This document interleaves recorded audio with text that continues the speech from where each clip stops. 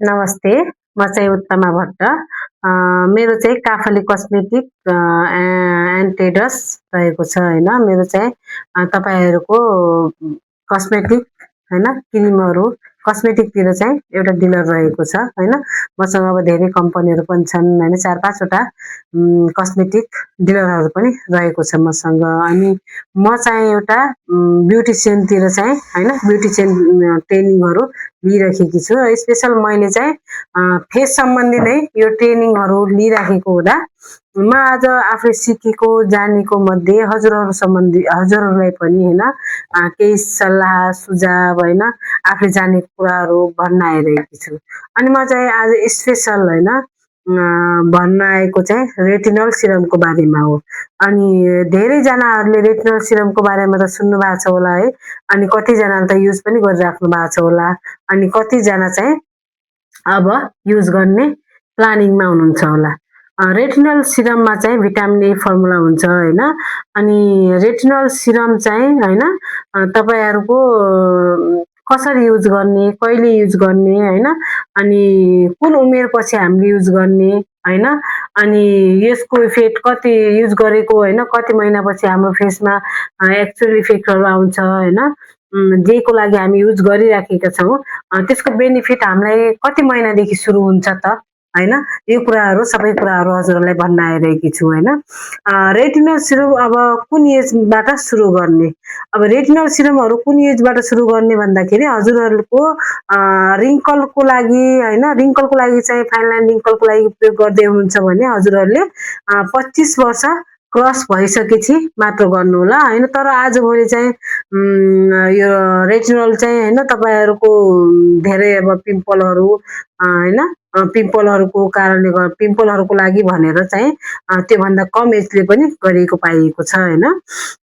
त्यो चाहिँ आफ्नो छाला विशेषज्ञ वा एउटा दक्ष होइन ब्युटिसियनहरूको सल्लाह अनुसार मात्र तपाईँहरू त्यसको प्रयोग गर्नुहोला।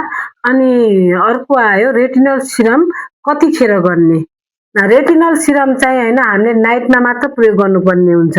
रेटिनल सिरम चाहिँ हामीले नाइटमा मात्र प्रयोग गर्नुपर्दछ, डेमा चाहिँ यसको प्रयोग गर्नु हुँदैन।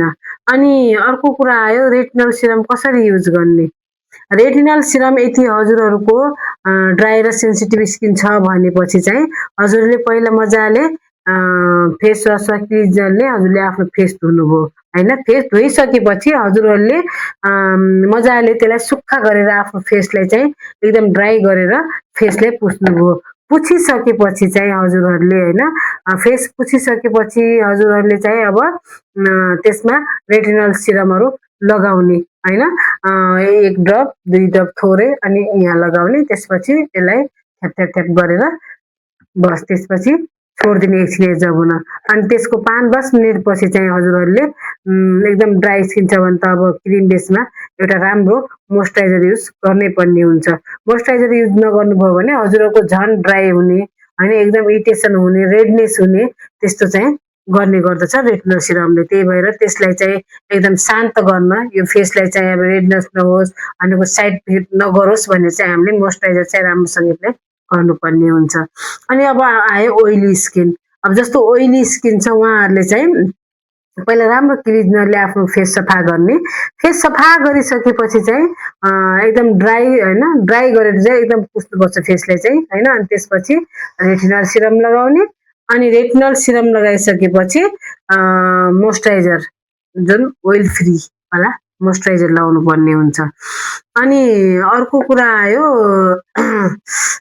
मैले अघि भने हजुरहरूलाई जसको अब त्यो चाहिँ मैले भन्न बिर्सेँ, हजुरहरूले जसको एकदम ड्राई स्किन छ नि उहाँहरूले स्यान्डविच तरिकाले पनि आफ्नो फेसमा यो एप्लाई गर्न सक्नुहुन्छ। स्यान्डविच तरिका भनेको पहिला तपाईँहरूले फेस क्लिन गर्नुभयो होइन। क्लिन गरिसकेपछि हजुरहरूले फेसमा पहिला थोरै मोइस्चराइजर लाउने, त्यसपछि रेटिनल सिरम युज गर्ने।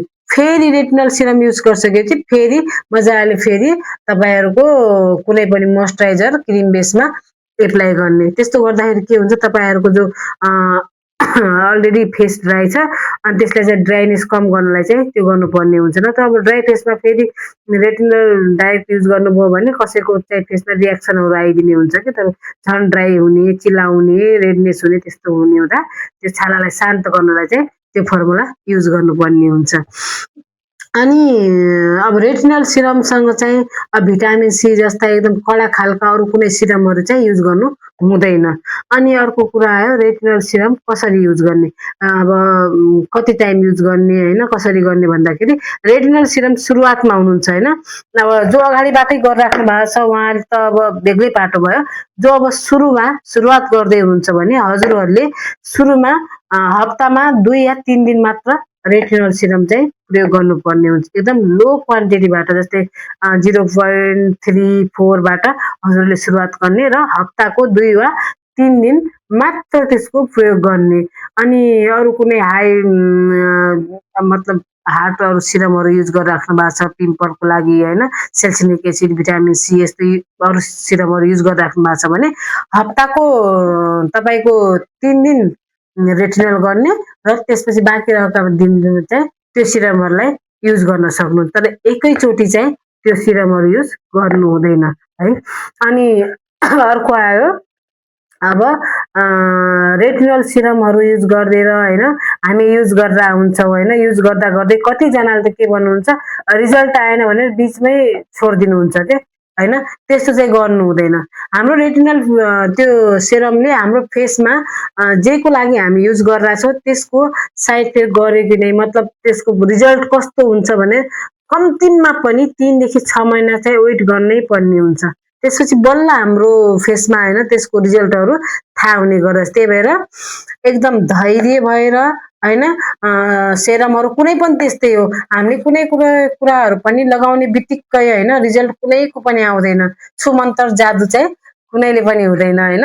त्यो युज गर्दाखेरि कुनै पनि सेरमहरू होइन कुनै पनि क्रिमहरू युज गर्दाखेरि त्यसलाई चाहिँ एकदम टाइम दिनुपर्छ। आफ्नो धैर्यता भन्ने हुन्छ नि त, धैर्यता चाहिँ दिनै पर्छ। जस्तै तपाईँहरू कुनै कुरामा रोगी हुनुहुन्छ होइन, हामीलाई कुनै रोग लाग्यो भने तुरुन्त आज औषधि खाएर भोलि नै सन्चो हुने हुँदैन नि त होइन।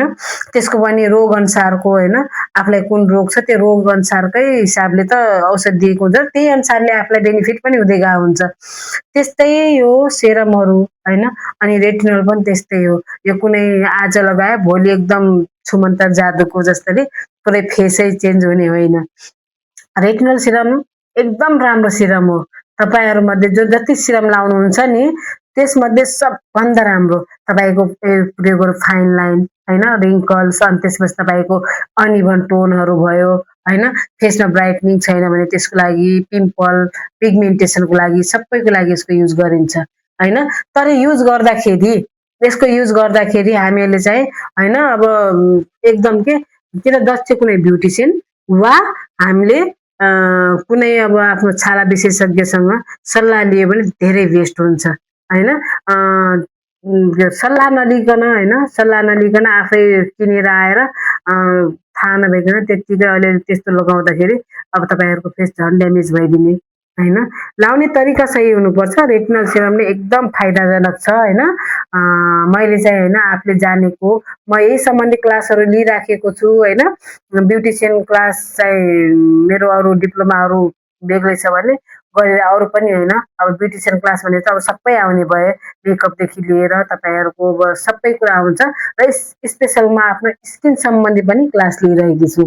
त्यही भएर आफूले जानेको सुनेको कुराहरू होइन, अब कोही बिगिनर हुनुहुन्छ, कोही रेटिनल सिरमहरू भर्खरै सुरुवात गर्न चाहनुहुन्छ भने उहाँहरूलाई पनि त्यो हेल्पफुल होस् भनेर मैले भिडियो बनाएकी हुँ। यदि हजुरहरूलाई पनि होइन मेरो यो भिडियो मन पर्यो होइन, कुनै मेरो भिडियो हेरेर तपाईँहरूलाई कुनै बेनिफिट होइन केही कुराहरू सिक्न पाउनुभयो भने प्लिज होइन मेरो च्यानललाई सब्सक्राइब गरेर अल बटनमा दबाइदिनु होला, सेयर पनि गरिदिनु होला होइन। जो तपाईँहरू जस्तै कुनै न्यू बिगिनर हुनुहुन्छ, रेटिनल सिरमहरू लगाउने हुनुहुन्छ भने उहाँलाई मेरो भिडियोहरू तपाईँहरू सेयर पनि गरिदिनु होला है। आजलाई चाहिँ मैले यति नै जानकारी दिएँ। अनि अघिल्लोचोटि पनि म यस्तै विभिन्न प्रकारका भिटामिन जति म अब त्यहाँ पढ्दैछु, म क्लासहरू लिँदैछु, त्यहाँ आफूले जानेका सुनेका होइन सबै कुराहरू हजुरहरू समक्ष ल्याउनेछु। हस् त। मेरो च्यानललाई चाहिँ सब्स्क्राइब गरिदिनु होला।